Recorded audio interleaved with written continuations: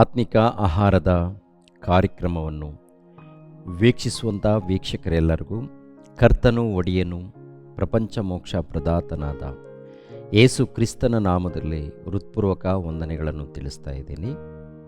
ಆತ್ಮಿಕ ಆಶೀರ್ವಾದವು, ಸಮಾಧಾನವು, ನೆಮ್ಮದಿಯು, ಆರೋಗ್ಯವು ನಿಮ್ಮೆಲ್ಲರಿಗೂ ದೇವರು ಅನುಗ್ರಹಿಸಲಿ ಎಂದು ಯೇಸು ಕ್ರಿಸ್ತನ ನಾಮದಲ್ಲಿ ತಂದೆಯಾದ ದೇವರನ್ನು ಪ್ರಾರ್ಥಿಸುತ್ತೇನೆ.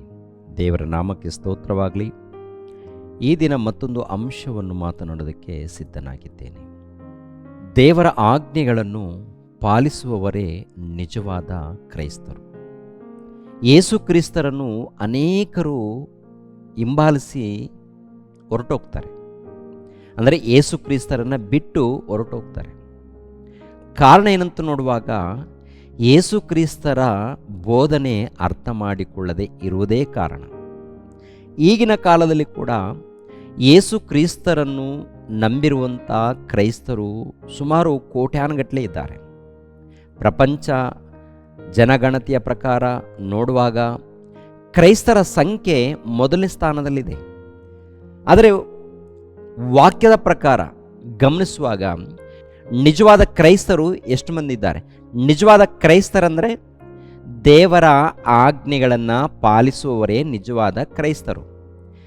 ನಿಜವಾದ ಕ್ರೈಸ್ತರು ಎಷ್ಟು ಮಂದಿ ಇದ್ದಾರೆ ಎನ್ನುವಂಥದ್ದು ವಾಕ್ಯದಲ್ಲಿ ಪರಿಶೋಧನೆ ಮಾಡೋಣ. ಮತ್ತಾಯನ ಬರೆದ ಸುವಾರ್ತೆ 7ನೇ ಅಧ್ಯಾಯ 13ನೇ ವಚನ 14ನೇ ವಚನವನ್ನು ನೋಡೋಣ ಪ್ರಿಯರೇ. ಮತ್ತಾಯನ ಬರೆದ ಸುವಾರ್ತೆ 7ನೇ ಅಧ್ಯಾಯ 13ನೇ ವಚನ 14ನೇ ವಚನ. ಇಕ್ಕಟ್ಟಾದ ಬಾಗಿಲಿನಿಂದ ಒಳಕ್ಕೆ ಹೋಗಿರಿ, ನಾಶನಕ್ಕೆ ಹೋಗುವ ಬಾಗಿಲು ದೊಡ್ಡದ್ದು, ದಾರಿ ಅಗಲವು, ಅದರಲ್ಲಿ ಹೋಗೋರು ಬಹು ಜನ. ನಿತ್ಯ ಜೀವಕ್ಕೆ ಹೋಗುವ ಬಾಗಿಲು ಇಕ್ಕಟ್ಟು, ದಾರಿ ಬಿಕ್ಕಟ್ಟು, ಅದನ್ನು ಕಂಡು ಹಿಡಿಯುವವರು ಸ್ವಲ್ಪ ಜನ. ಅಂದರೆ ನಾಶನಕ್ಕೆ ಹೋಗುವಂಥ ದಾರಿ ವಿಶಾಲವಾಗಿದೆ ಅಂತೆ, ನಿತ್ಯ ಜೀವಕ್ಕೆ ಹೋಗುವಂಥ ದಾರಿ ಇಕ್ಕಟ್ಟಾಗಿದೆ, ಬಹು ಬಿಕ್ಕಟ್ಟಾಗಿದೆ ಅಂತ ಹೇಳ್ತಾರೆ. ನಿತ್ಯ ಜೀವ ಅಂದರೆ ಪರಲೋಕ, ಸ್ವರ್ಗಕ್ಕೆ ಹೋಗಬೇಕಾದ್ರೆ, ಪರಲೋಕಕ್ಕೆ ಹೋಗಬೇಕಾದ್ರೆ ದಾರಿ ಏನು ಅಂತ ನೋಡುವಾಗ ನಾನೇ ಮಾರ್ಗವು, ನಾನೇ ಜೀವವು, ನಾನೇ ಸತ್ಯವು, ನನ್ನ ಮೂಲಕ ಹೊರತು ಯಾರು ಕೂಡ ತಂದೆಯ ಬಳಿಗೆ ಬರುವುದಿಲ್ಲ. ಅಂದರೆ ಸ್ವರ್ಗಕ್ಕೆ ಬರುವುದಿಲ್ಲ, ದೇವರ ಬಳಿಗೆ ಬರುವುದಿಲ್ಲ ಎಂದು ಯೇಸು ಪ್ರಭು ನೇರವಾಗಿ ಹೇಳುವಂಥ ಮಾತು. ನಾನೇ ಮಾರ್ಗವು, ನಾನೇ ಸತ್ಯವು, ನಾನೇ ಜೀವವು, ನನ್ನ ಮೂಲಕ ಹೊರತು ಯಾರು ಕೂಡ ತಂದೆಯ ಬಳಿಗೆ ಬರುವುದಿಲ್ಲ ಅಂತೇಳಿ ಯೇಸು ಪ್ರಭು ನೇರವಾಗಿ ಹೇಳುವಂಥ ಮಾತು. ಅಂದರೆ ಯಾರು ಹೋಗ್ತಾರೆ ನಿತ್ಯ ಜೀವವನ್ನು ಪಡ್ಕೊಳ್ಳೋದಕ್ಕೆ? ನಿಜವಾದ ಭಕ್ತರು ಹೋಗ್ತಾರೆ, ನಿಜವಾದ ಕ್ರೈಸ್ತರು ಹೋಗ್ತಾರೆ ಪ್ರಿಯರೇ. ನಾಮಕವಾಸ್ತೆ ಕ್ರೈಸ್ತರು ಪ್ರಪಂಚ ದೇಶದಲ್ಲಿ ಬಹಳ ಮಂದಿ ಕ್ರೈಸ್ತರಿಂದ ಕರೆಯಲ್ಪಡ್ತಾರೆ. ಎಲ್ಲರೂ ಪರಲೋಕಕ್ಕೆ ಹೋಗಲ್ಲ. ಮತ್ತು ಯಾರು ಹೋಗ್ತಾರೆ? ನಿಜವಾದ ಕ್ರೈಸ್ತರು. ಯಾರು ನಿಜವಾದ ಕ್ರೈಸ್ತರು? ಯೇಸು ಕ್ರಿಸ್ತರ ಆಜ್ಞೆಗಳನ್ನು ಪಾಲಿಸುವವರು, ದೇವರ ಆಜ್ಞೆಗಳನ್ನು ಪಾಲಿಸುವವರು. ದೇವರ ಆಜ್ಞೆಗಳನ್ನು ಪ್ರಪಂಚ ದೇಶದಲ್ಲಿದ್ದಂಥ ಕ್ರೈಸ್ತರು ಪಾಲಿಸ್ತಾ ಇಲ್ವಾ? ಒಂದು ವೇಳೆ ಪಾಲಿಸಿದರೆ ಪ್ರಿಯರೇ, ಈ ಪ್ರಪಂಚ ಹೀಗೆ ಇರ್ತಾ ಇರಲಿಲ್ಲ. ಪ್ರಪಂಚ ದೇಶದಲ್ಲಿ ಇದ್ದಂಥ ಕ್ರೈಸ್ತರೆಲ್ಲರೂ ಕೂಡ ನಿಜವಾಗ್ಲೂ ವಾಕ್ಯವನ್ನು ಪಾಲಿಸಿದರೆ ಕ್ರೈಸ್ತರು ಎಲ್ಲರೂ ಒಗ್ಗಟ್ಟಾಗಿರ್ತಾ ಇದ್ರು, ಒಂದಾಗಿರ್ತಾ ಇದ್ರು, ಏಕ ಅಭಿಪ್ರಾಯದಿಂದ ಇರ್ತಾ ಇದ್ರು, ದೇವರ ಪ್ರೀತಿಯನ್ನು ಉನ್ನತವಾಗಿ ಸಾರ್ತಾ ಇದ್ರು. ಆದರೆ ಸಾವಿರಾರು ಡಿನಾಮಿನೇಷನ್ಗಳು ಬಂದಿದೆ, ಸಾವಿರಾರು ಸಂಸ್ಥೆಗಳು ಹುಟ್ಟುಕೊಂಡಿದೆ. ಇವರ ಸಂಸ್ಥೆಗಳನ್ನು ಕಾಪಾಡಿಕೊಳ್ಳೋದಕ್ಕೆ, ಇವರ ಸಂಸ್ಥೆಗಳನ್ನು ಹೆಸರು ಹೇಳಿಕೊಳ್ಳೋದಕ್ಕೆ, ಇವರ ಸಂಸ್ಥೆಗಳನ್ನು ಪರಿಚಯ ಮಾಡಿಕೊಳ್ಳೋದಕ್ಕೆ ಪ್ರಯತ್ನ ಮಾಡ್ತಾ ಇದ್ದಾರೆ ವಿನಃ ದೇವರ ಪ್ರೀತಿಯನ್ನು ಸಾರಬೇಕು, ದೇವರ ಪ್ರೀತಿಯನ್ನು ಅರ್ಥ ಮಾಡುವಂಥ ರೀತಿಯಲ್ಲಿ ಬೋಧನೆ ಮಾಡಬೇಕು, ದೇವರ ಪ್ರೀತಿಯನ್ನು ನಾವು ಪಾಲಿಸಬೇಕು, ನಾವು ವಿಧೇಯರಾಗಬೇಕು ಎಂಬುವಂಥ ಆಲೋಚನೆ ಯಾರಿಗಿದೆ? ಒಂದ್ಸಾರಿ ಆಲೋಚನೆ ಮಾಡಿ ಪ್ರಿಯರಾದ ದೇವರ ಮಕ್ಕಳಿರ. ನಿಜವಾಗಲೂ ದೇವರ ವಾಕ್ಯವನ್ನು ಪಾಲಿಸಿದಾಗ, ದೇವರ ವಾಕ್ಯಗಳಿಗೆ ವಿಧೇಯರಾದಾಗ ಅವರ ಬಳಿಯಲ್ಲಿ ನೆಮ್ಮದಿ ಇರುತ್ತೆ, ಸಮಾಧಾನ ಇರುತ್ತೆ, ಸಂತೋಷ ಇರುತ್ತೆ, ದೇವರ ಪ್ರೀತಿ ಇರುತ್ತೆ.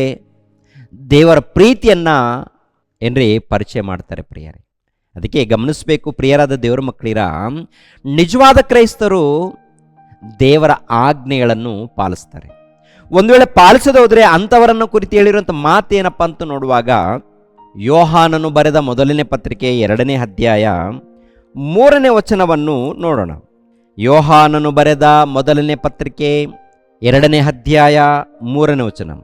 ನಾವು ಆತನ ಆಜ್ಞೆಗಳನ್ನು ಕೈಗೊಂಡು ನಡೆದರೆ ಅದರಿಂದಲೇ ಆತನನ್ನು ಬಲ್ಲವರಾಗಿದ್ದೇವೆಂದು ತಿಳಿದುಕೊಳ್ಳುತ್ತೇವೆ. ಆತನನ್ನು ಬಲ್ಲೆನೆಂದು ಹೇಳಿ ಆತನ ಆಜ್ಞೆಗಳನ್ನು ಕೈಗೊಳ್ಳದೆ ನಡೆಯುವವನು ಸುಳ್ಳುಗಾರನಾಗಿದ್ದಾನೆ, ಸತ್ಯವೆಂಬುದು ಅವನಲ್ಲಿ ಇಲ್ಲ. ಸತ್ಯವೆಂಬುದು ಅವನಲ್ಲಿ ಇಲ್ಲ. ಆತನ ಆಜ್ಞೆಗಳು ಏನು?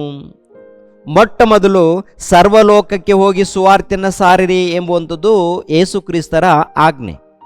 2ನೇದಾಗಿ ತಂದೆಯ, ಮಗನ, ಪವಿತ್ರಾತ್ಮನ ಹೆಸರಿನಲ್ಲಿ ದೀಕ್ಷಾಸ್ನಾನ ಮಾಡಿಸಿ ಅಂತ ಹೇಳ್ತಾರೆ. ಇವಾಗ ಸುವಾರ್ತೆಯನ್ನು ಸಾರಬೇಕು.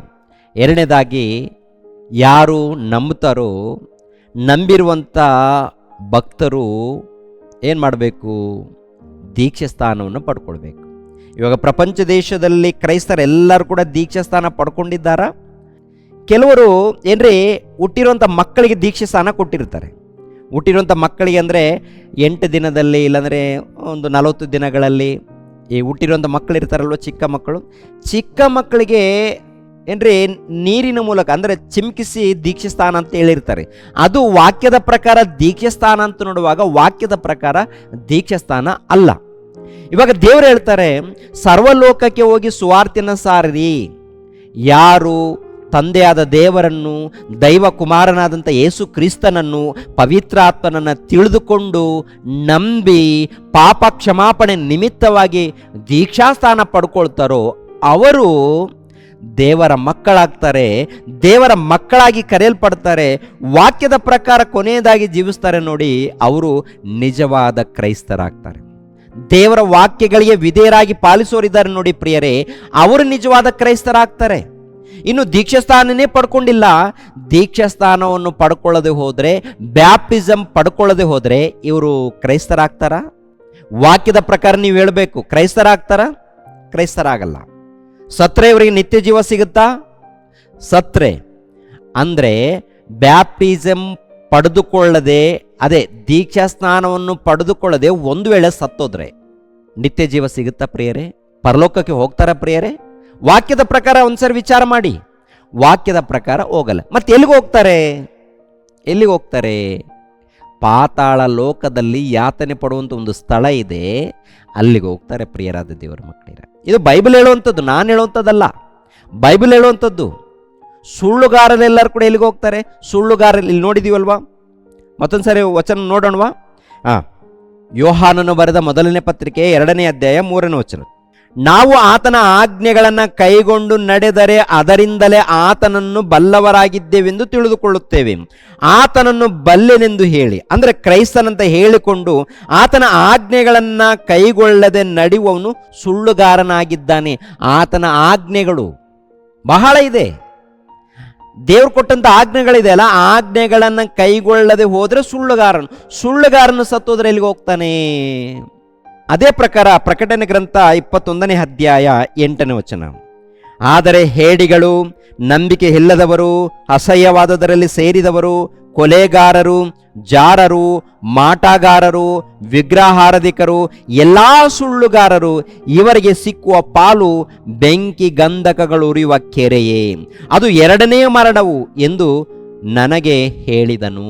ನೋಡಿದ್ರ, ಎಲ್ಲ ಸುಳ್ಳುಗಾರರು ಅಂದರೆ ಲೋಕದಲ್ಲಿದ್ದವರು. ಅದೇ ಪ್ರಕಾರ ಈ ಲೋಕದಲ್ಲಿ ನಾನು ಕ್ರೈಸ್ತನು, ನಾನು ಯೇಸು ಕ್ರಿಸ್ತನ ಭಕ್ತನು, ನಾನು ದೇವರ ಭಕ್ತನು, ನಾನು ಪ್ರಾರ್ಥನೆ ಹೋಗುತ್ತೇನೆ, ಆರಾಧನೆ ಮಾಡುತ್ತೇನೆ, ಸುವಾರ್ತೆ ಮಾಡುತ್ತೇನೆ ಅಂತ ಹೇಳಿ ದೇವರ ಆಜ್ಞೆಗಳನ್ನು ಪಾಲಿಸದೆ ಇರುವವರು ಸುಳ್ಳುಗಾರರಂತೆ. ಈ ಸುಳ್ಳುಗಾರರು ಎಲ್ಲಿಗೆ ಹೋಗ್ತಾರಂತೆ? ವಾಕ್ಯದ ಪ್ರಕಾರ ಬೆಂಕಿ ಕೊಂಡಕ್ಕೆ ಹೋಗ್ತಾರಂತೆ. ಅದು ಯಾವುದಪ್ಪ ಅಂತ ನೋಡುವಾಗ 2ನೇ ಮರಣ, ಅದು ಬೆಂಕಿಯ ಕೊಂಡ. ಸತ್ತ ಮೇಲೆ ಬೆಂಕಿಯ ಕೊಂಡಕ್ಕೆ ಹೋಗ್ಬೇಕಾದಂಥ ಪರಿಸ್ಥಿತಿ ಬರುತ್ತೆ ಅಂತೇಳಿ ದೇವರು ಬರೆಸಿದ್ದಾರೆ ಪ್ರಿಯರೇ. ಏನರ್ಥ ಆಗುತ್ತೆ? ನಿಜವಾದ ಕ್ರೈಸ್ತರು ಸ್ವಲ್ಪ ಜನ, ಅವರು ವಾಕ್ಯಗಳನ್ನು ಪಾಲಿಸ್ತಾರೆ, ಯೇಸು ಕ್ರಿಸ್ತರ ಆಜ್ಞೆಗಳನ್ನು ಪಾಲಿಸ್ತಾರೆ.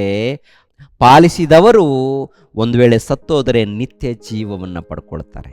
ದೇವರ ಆಜ್ಞೆಗಳನ್ನು ಪಾಲಿಸಿದವರಂದರೆ ದೇವರನ್ನು ಪೂರ್ಣ ಹೃದಯದಿಂದಲೂ, ಪೂರ್ಣ ಪ್ರಾಣದಿಂದಲೂ, ಪೂರ್ಣ ಭಕ್ತಿಯಿಂದಲೂ ದೇವರನ್ನು ಪ್ರೀತಿಸಬೇಕು. 2ನೇ ಆಜ್ಞೆ, ನಿನ್ನಂತೆ ನಿನ್ನ ನೆರೆಯವರನ್ನು ಪ್ರೀತಿಸಬೇಕು ಅಂತ. ನಿನ್ನಂತೆ ನಿನ್ನ ನೆರೆಯವರನ್ನು ಪ್ರೀತಿಸಬೇಕು ಎಂಬುವಂಥ ಆಜ್ಞೆ. ನಿನ್ನಂತೆ ನಿನ್ನ ನೆರೆಯವರನ್ನು ಪ್ರೀತಿಸಬೇಕು ಅಂದರೆ ಏನ್ರಿ, ಪ್ರಾರ್ಥನೆಗೆ ಹೋಗ್ತೀವಿ, ಹೊರಗಡೆ ಬಂದ ಮೇಲೆ, ಚರ್ಚಿಂದ ಹೊರಗಡೆ ಬಂದ ಮೇಲೆ ಇನ್ನೊಬ್ಬರನ್ನ ದೂಷಿಸ್ತಾ ಇರ್ತೀವಿ, ಹಗೆಯಿಂದ ದ್ವೇಷ ಇಟ್ಕೊಂಡು ಅಸೂಯೆ ಪಡ್ತಾ ಇರ್ತೀವಿ. ಹೌದಲ್ವಾ? ನಡೀತಾ ಇರುತ್ತಾ? ಇಲ್ಲ ಬ್ರದರ್, ನಾನು ವಾಕ್ಯದ ಪ್ರಕಾರ ಇದ್ದೀನಿ, ಪ್ರಾರ್ಥನೆಯಲ್ಲಿ ಆರಾಧನೆಯಲ್ಲಿದ್ದೇನೆ, ಒಳ್ಳೆಯದು, ನಿನಗೆ ಒಳ್ಳೆಯದಾಗುತ್ತೆ. ಇನ್ನು ಕೆಲವರು ಪ್ರಾರ್ಥನೆಗೆ ಹೋಗ್ತಾರೆ, ಆರಾಧನೆ ಮಾಡ್ತೀವಿ ಅಂತ ಹೇಳ್ತಾರೆ, ವಾಕ್ಯವನ್ನು ಓದ್ತೀವಿ ಅಂತ ಹೇಳ್ತಾರೆ, ವಾಕ್ಯವನ್ನು ಸಾರ್ತೀವಿ ಅಂತ ಹೇಳ್ತಾರೆ, ಆದರೆ ಇನ್ನೊಬ್ಬರ ಮೇಲೆ ದ್ವೇಷ ಇಟ್ಕೊಳ್ತಾರೆ, ಅಸೂಯೆ ಇಟ್ಕೊಳ್ತಾರೆ, ಹಗೆ ಇಟ್ಕೊಳ್ತಾರೆ, ಹೊಟ್ಟೆಗಿಚ್ಚು ಇಟ್ಕೊಳ್ತಾರೆ. ಹೀಗೆ ಇದ್ದರೆ ಇವರು ಕ್ರೈಸ್ತರಾಗ್ತಾರ? ಮತ್ತೆ ನಿಜವಾದ ಕ್ರೈಸ್ತರೇನು? ದೇವರ ಆಜ್ಞೆಗಳನ್ನು ಪಾಲಿಸಬೇಕು.